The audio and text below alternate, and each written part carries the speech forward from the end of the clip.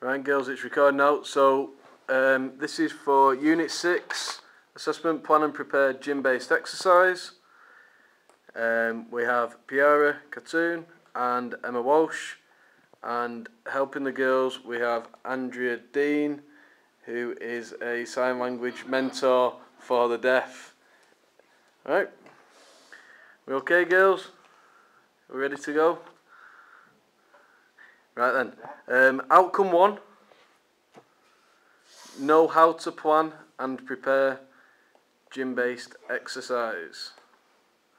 So question 1, explain the importance of careful and thorough planning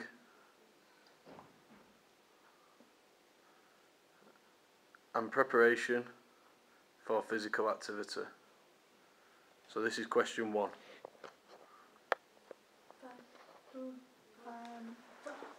Really, you need to make sure that everyone has the correct sport outfit on, so they need to make sure they have the correct footwear and clothing. Alright, anything else, Emma? You need to make sure that all the machines are set up correctly to make sure all the equipment is right and ready to use. Right, good. Question 2. Are they alright? We're just doing the question. Yeah, I don't have to. Right. Right, so you need to outline the needs and potential of the clients and community reasons for and barriers to participation in activity. Right, if you just give me the answers then.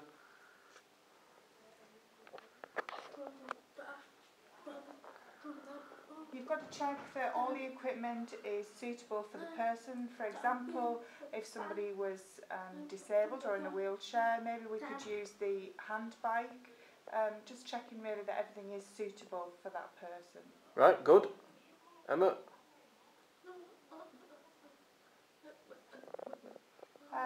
Always ensure that you've checked if there's any health problems with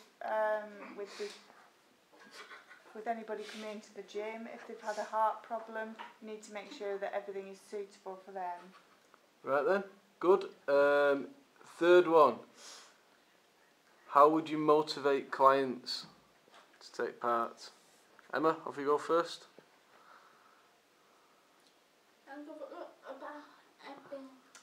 By using good body language, smiling, being happy with the clients. Try and build their confidence slowly, giving them aims and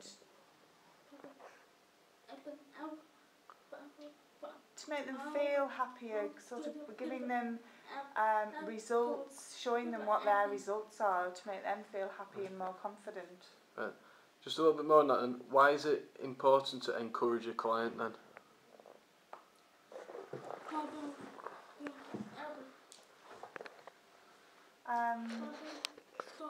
Communication with the client is really important, and using your body language. As well, right, that's fine. Number four then.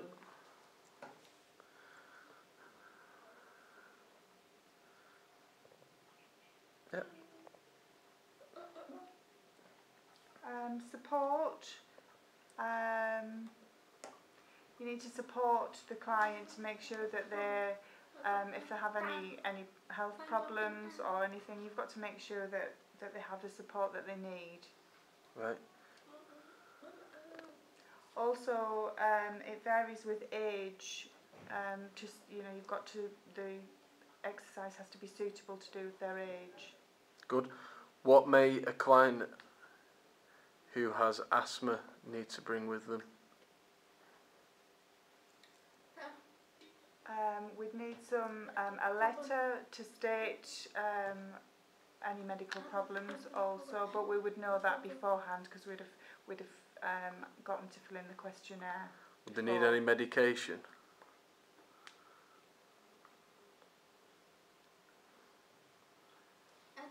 An inhaler for an asthma. Right. Some people might have tablets that they need to bring with them as well. Good. Right, number 5 then.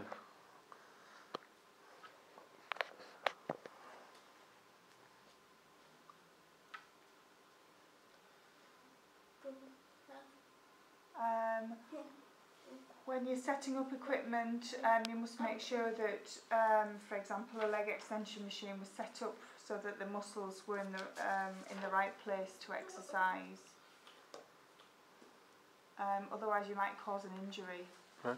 So, for an example, if you were to use a leg extension machine, which muscle is it important that it's using the full range of motion? Quadriceps. Good answer. Alright. What might happen if it isn't aligned up correctly? They could have an injury. Good. Alright. Number 6.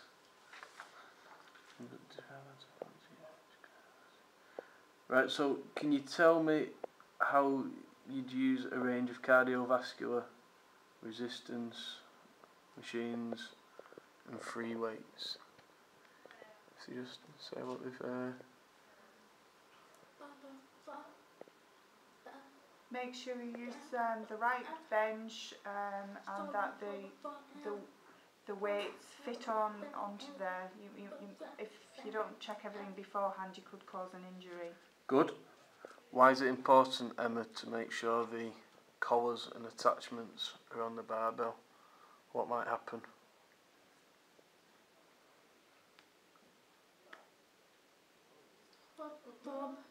It could fall off and cause an injury. Good. Right, move on to outcome 2 then. We alright with it up to now? Yeah? Fine. Good. Know how to collect and analyse relevant information.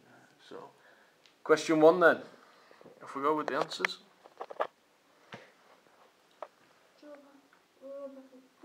You should always ask open questions with a client to get to build their confidence and to get them talking to get as much information as you can. Good. We need to fill in a PARQ form before to get them to answer all the questions on there before we start. Can we remember what a PARQ stands for?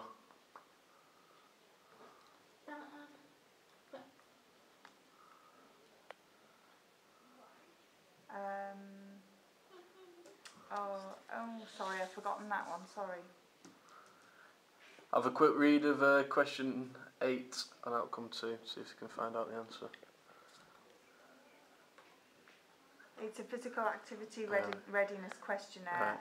So why is it important to do a PARQ?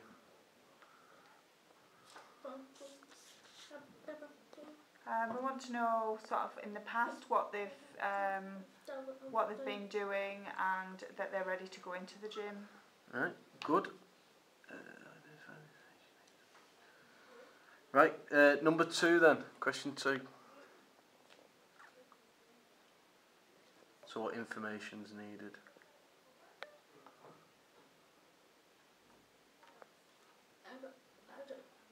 To find out what the aims of the next session are. Right, anything else? Also, to check on attendance to make sure when they're coming. Right.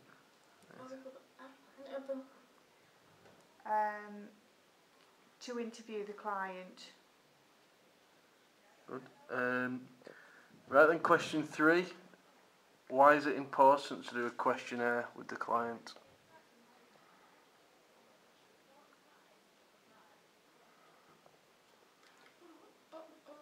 So you've asked some open questions as well. They might not understand the meaning of some of the questions on the questionnaire, so it's best to ask them as well. Why is it important to observe your client doing the gym activity?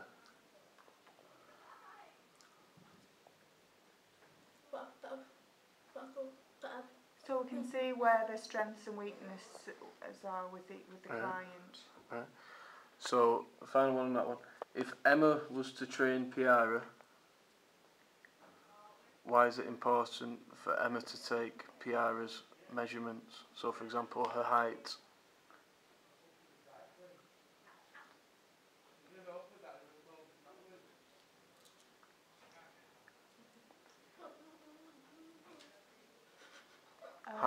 height, weight. To see whether what size they are, to see what suits them in the gym, and to check their BMI. Good. And obviously to see if they're able to be lifting heavy weights. If they're very small build, to see what weights they should be lifting. Right, good. Number 4 then.